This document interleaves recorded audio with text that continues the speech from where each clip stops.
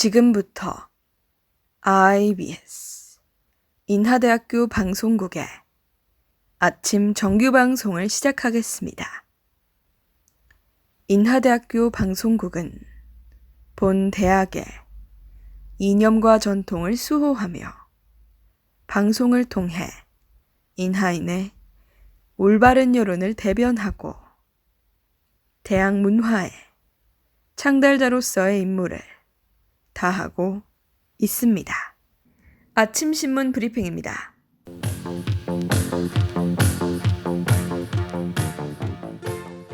어제자 조선일보 헤드라인 기사입니다. 일본군 위안부 피해자인 이용수 할머니가 25일 열린 기자회견에서 정의기억연대와 윤 전 대표를 비판했습니다. 이 할머니는 기자회견 내내 또렷한 기억으로 지난 30년간의 정대협 활동과 윤미향 전 대표의 행태를 비판했습니다. 이 할머니는 윤미향은 30년을 함께한 할머니들을 한마디 말도 없이 팽개쳤다며 용서할 수 없다고 말했습니다. 또 정대협이 위안부 할머니들과 공장 등에서 강제노역을 한 정신대 할머니를 하나로 묶어 활동하는 바람에 위안부 문제의 본질을 흐렸다고 언급했습니다. 더불어 이 할머니는 위안부 운동 방식을 바꾸자는 것이지 그만두자는 것이 아니라며 일본은 1000년이 가든 만년이 가든 위안부 문제에 대해 사죄해야 한다고 말했습니다. 또 첫 번째 회견 후 터져나온 정의연과 윤 전 대표를 둘러싼 각종 의혹에 대해서는 생각지도 못한 것들이 많이 나왔다며 이는 검찰이 밝혀야 할 것이라고 말했습니다.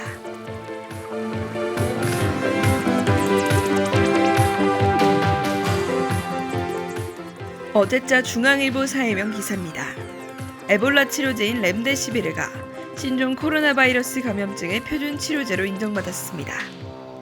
미국 국립보건연구원이 주도한 국제 임상시험에서 렘데시비르는 환자군별 회복 시기를 4일 단축시켰고 치료기간을 31% 단축시켰습니다.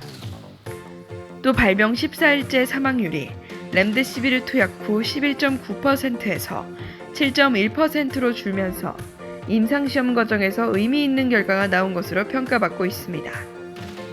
오명돈 서울대병원 교수는 이번 임상연구에서 렘데시비르가 최초의 코로나19 치료제이자 표준 치료제가 됐다고 언급했습니다. 렘데시비르 국내 사용과 관련해 정은경 질병관리본부장은 국내에서도 긴급 사용을 추진할 것인지 중앙임상위원회에 의견을 구했다고 밝혔습니다. 식약처도 브리핑에서 유효성이 인정된다면 관계부처가 식약처에 특례 수입을 신청해 승인하는 절차를 밟게 될 것이라고 밝혔습니다.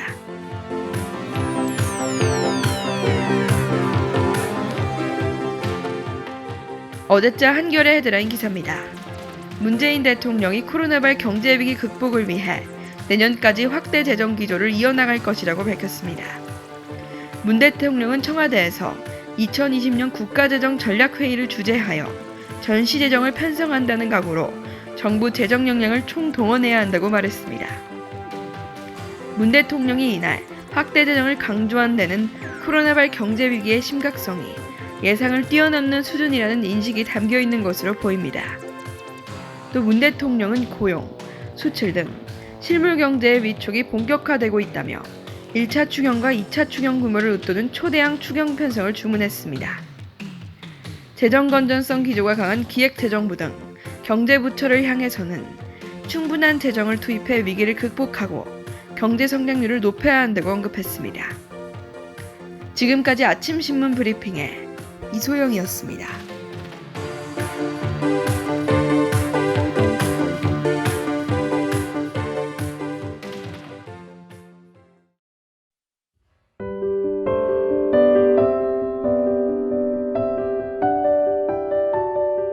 오늘은 분노에 관한 이야기를 한번 해보려고 합니다.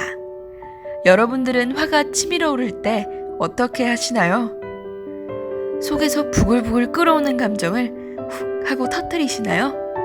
아니면 꾹 참고 기다리시나요? 대다수의 사람들은 순간의 분노에 무수히 많이 패배하는 것 같습니다. 이런 분노를 다스리기 위해서는 15라는 숫자가 굉장히 중요하다고 하는데요. 화가 날 때 순간적으로 욱하면서 분노 호르몬이 급상승하게 되죠. 사실 이 호르몬은 15초면 정점을 찍고 분해되기 시작합니다. 놀랍게도 15분이 지나면 거의 사라진다고 하는데요. 다시 말해서 분노가 막 치밀어 오를 때 15초만 기다리면 호르몬이 분해가 되어서 천천히 가라앉고 15분이 지나면 순간의 분노는 거의 사라지는 것이죠. 무언가에 대해 너무 화가 나고 속이 뜨거울 정도로 욱할 때 15라는 숫자를 기억해보는 건 어떨까요?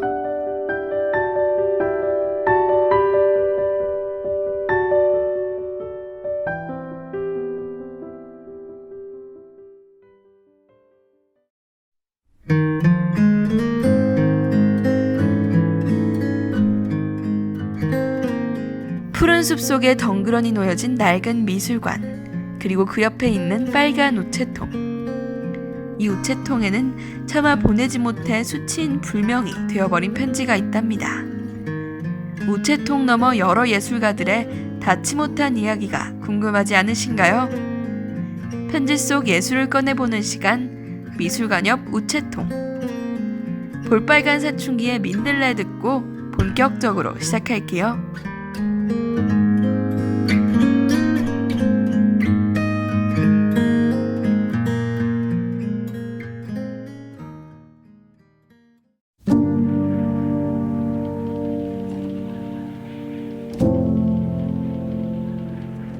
하느님, 제 기도문을 보고 계신다면 제발 절 살려주시옵소서.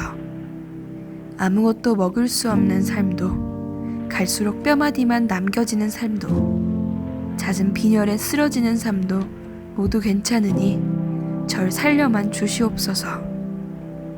부디 제 삶에서 그림만은 남겨주시옵소서.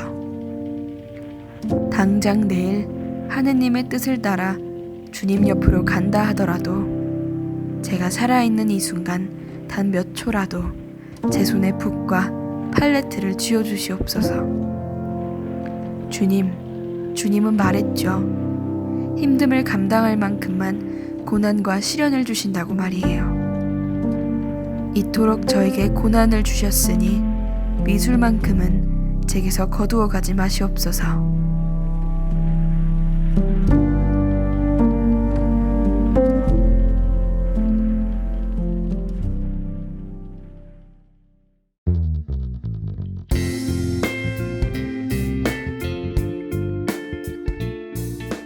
오늘 편지의 주인공은 갖은 병치레에도 불구하고 미술을 놓지 않았던 화가인데요.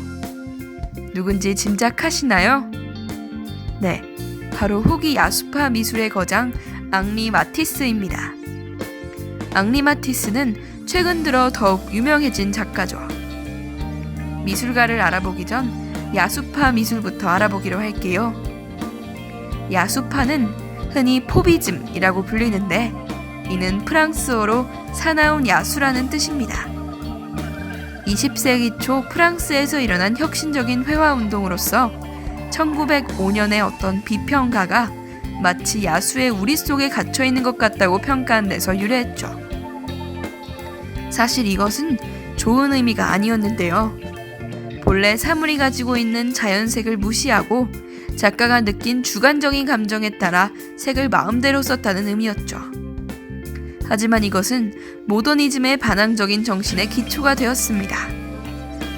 야수파는 반고흐와 고갱으로부터의 직접적인 영향을 받았어요. 전통적인 회화 개념을 부정하고 자연주의적인 묘사를 벗어나서 색채 그 자체의 표현을 강조했죠.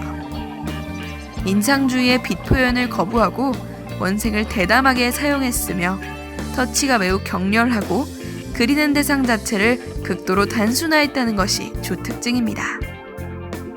이때 유명했던 예술가로는 앙드레 드랭, 조르주 브라크, 그리고 오늘의 주인공 앙리 마티스입니다. 이쯤에서 미주의 샌드캐슬 듣고 계속 이어갈게요.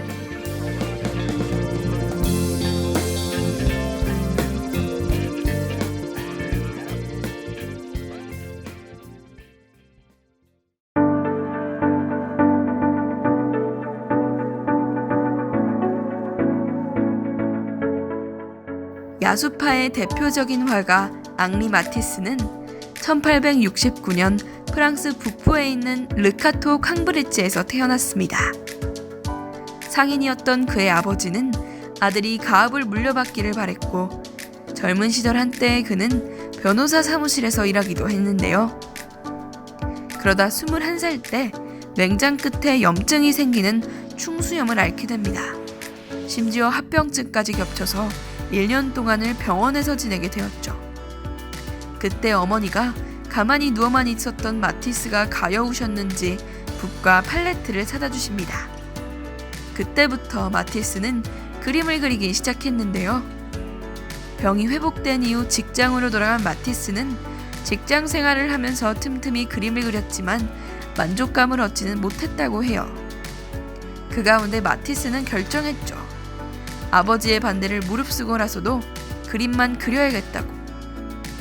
그 이후 파리로 떠난 그는 야수파 운동에 참가하면서 야수파 중심 인물로서 활동하게 되었답니다.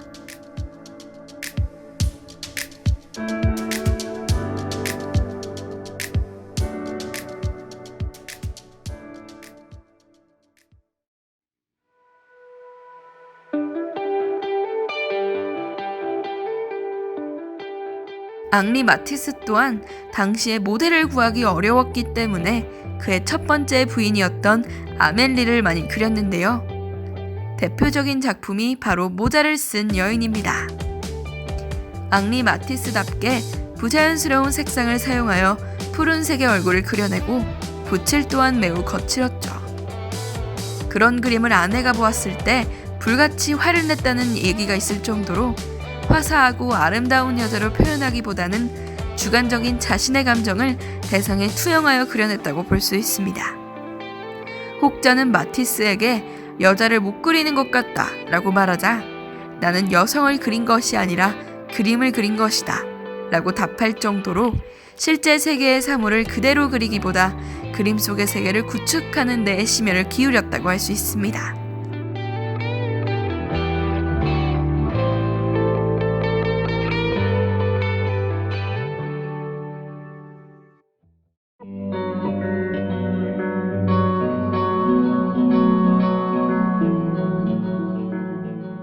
방금 들으신 노래는 설의 눈이었습니다. 앙리 마티스의 그림은 시간을 거듭할수록 더욱더 추상적이고 단순해졌는데요. 사실 여기에는 조금 슬픈 이야기가 숨어 있습니다. 왕성한 작품 활동을 이어가던 그는 1941년 대장암 진단을 받게 됩니다. 이후 반복되는 수술과 그로 인한 합병증으로 13년간 침대 신세를 질 수밖에 없었죠. 심지어 더 이상은 이제 앞에 앉아 있을 수도 붓을 쥘 수도 없는 지경에 이르렀어요.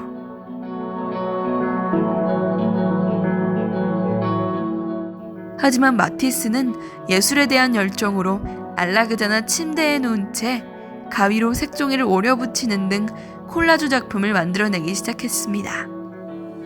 색종이 작품으로 사물의 본질적인 면을 표현하면서 그의 예술 세계는 더욱더 풍부해졌죠. 이를 대표하는 작품은 푸른 누드 2입니다. 다들 많이 보셨을 텐데요. 파란색 색종이를 이리저리 오려서 여인의 모습을 추상적으로 구현하는 작품이죠.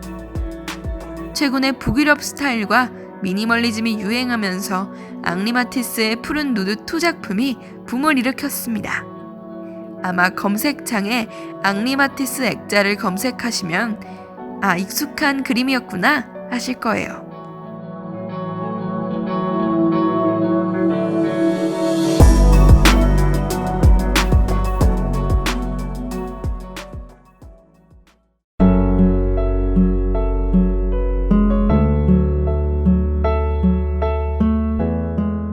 앙리 마티스는 1948년 병생이 짙은 나이에 예배당 벽화 및 스테인드 글라스 작업을 스스로 맡게 되었습니다. 사람들은 적지 않은 나이와 아팠던 그를 말렸지만 마티스는 이게 내 최후의 작품이라며 힘을 다했죠.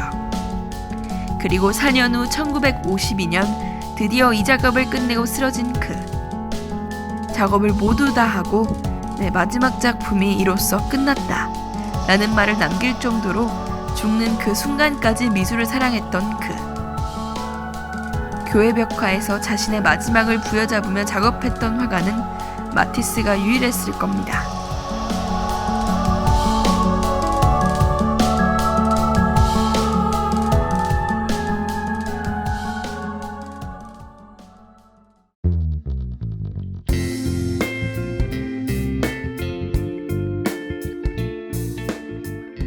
오늘의 이야기 재밌게 감상하셨나요?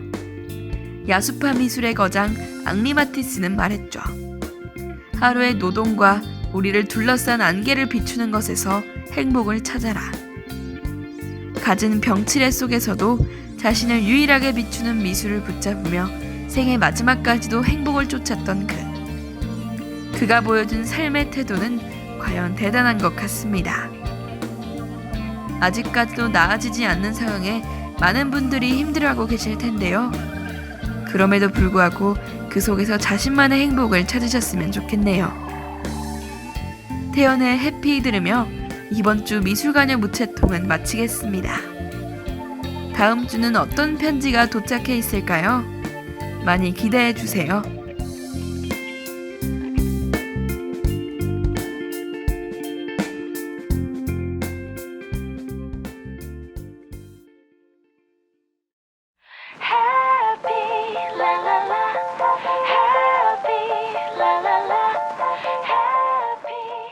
지금까지 제작의 한솔지, 기술의 박성필, 진행의 전 이소영이었습니다. 고맙습니다.